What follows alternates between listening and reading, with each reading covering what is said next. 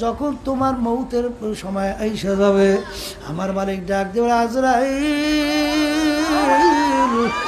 নাফরমান আমার সমস্ত নেয়ামত ভোগ করে আমার হুকুম মানে নাই, আর ওকে জাহান্নাম না দেখাইয়া মৌত করিও না।